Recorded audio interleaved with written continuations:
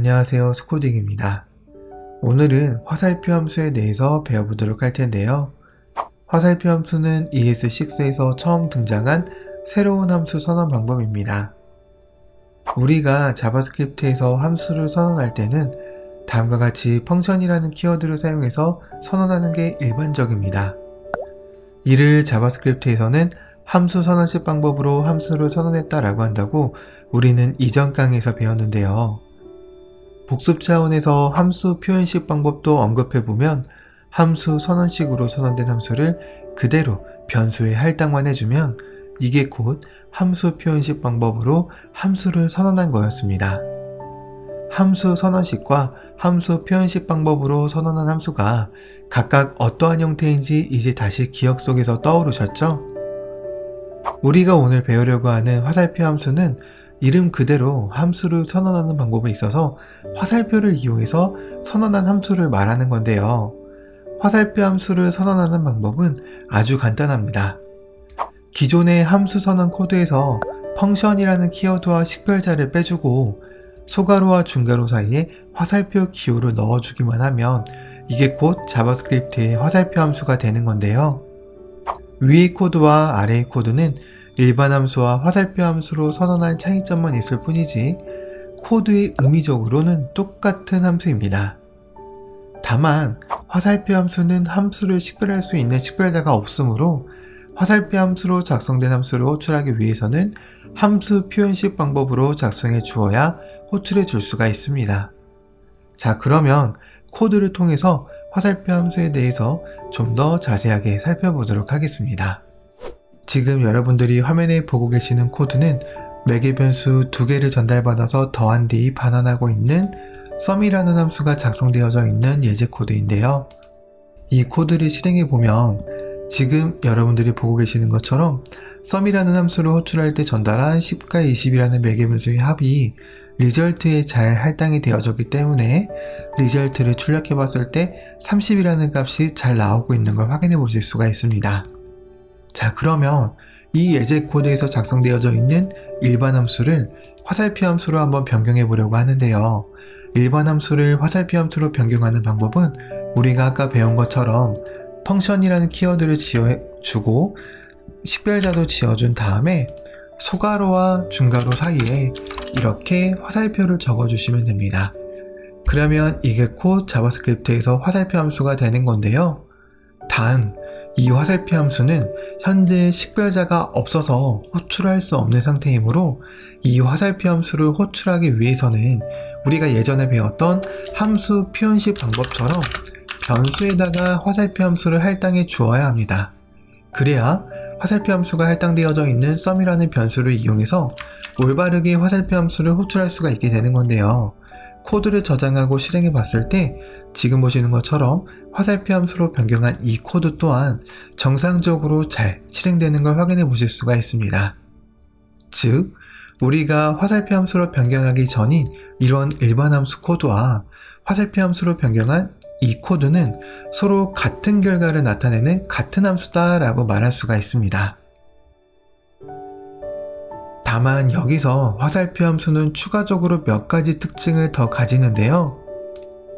만약 지금 보시는 코드처럼 화살표 함수의 내용에서 중괄호 안에 바로 return이라는 키워드를 사용해서 어떠한 데이터를 반환하고 있는 형태다 라고 한다면 이를 좀 더 간단하게 줄일 수가 있습니다. 어떻게 줄일 수가 있냐면 가장 겉에 있는 중괄호를 제거해 주시고요. return이라는 키워드를 지어 주신 다음에 이런 식으로 코드를 정리해 주시면 되는 건데요.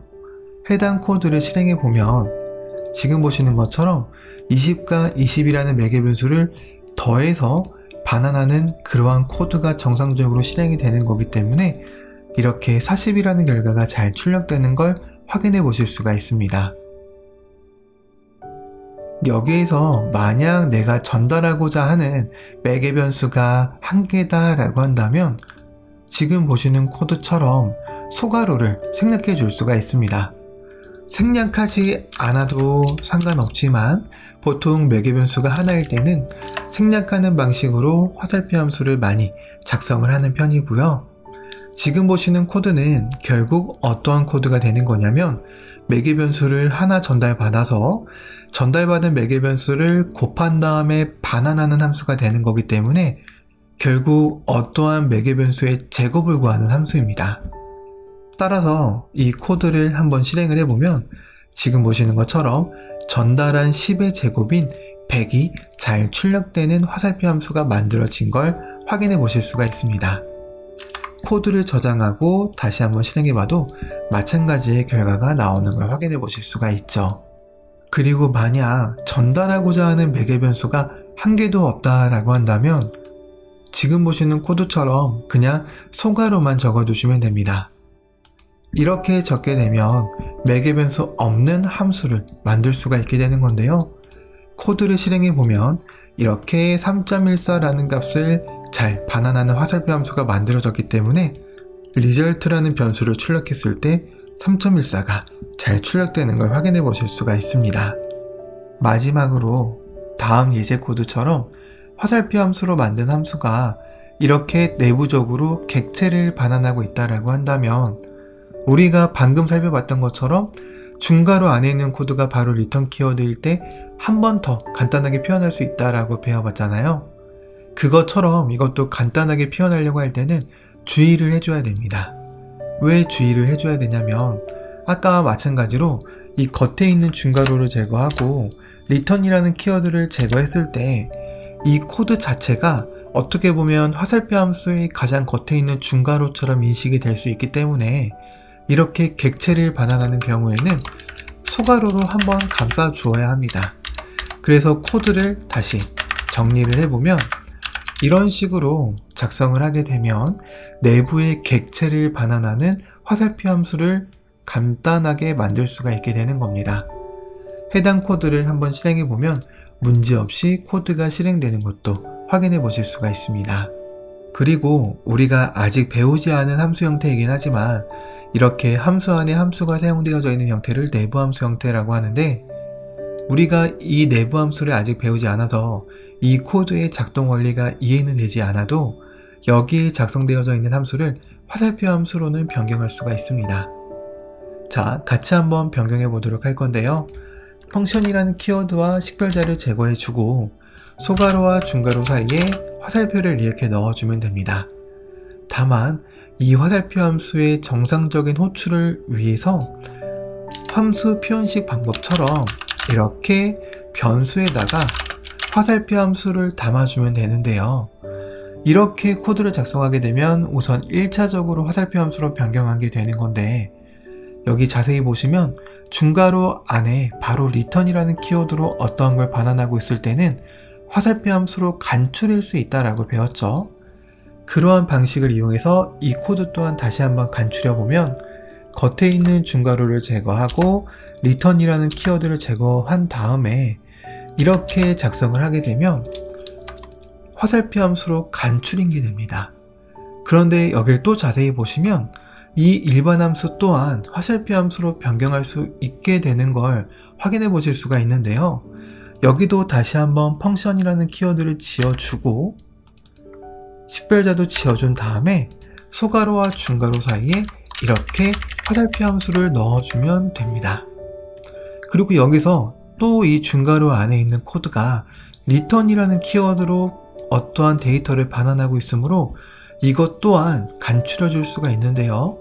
겉에 있는 중괄호를 제거해주고 return이라는 키워드를 이렇게 지어준 다음에 얘를 옆으로 이렇게 나란하게 배치를 해주면 최종적으로 우리가 아까 봤던 내부 함수가 작성되어져 있는 이런 일반 함수 형태를 이렇게 간단하게 화살표 함수로 변경한 결과가 되는 겁니다. 자, 어떠신가요? 화살표 함수에 대해서 이제 조금은 알게 되셨나요? 제가 준비한 강의는 여기까지고 다음 강의에서 저는 다시 인사드리도록 하겠습니다. 감사합니다.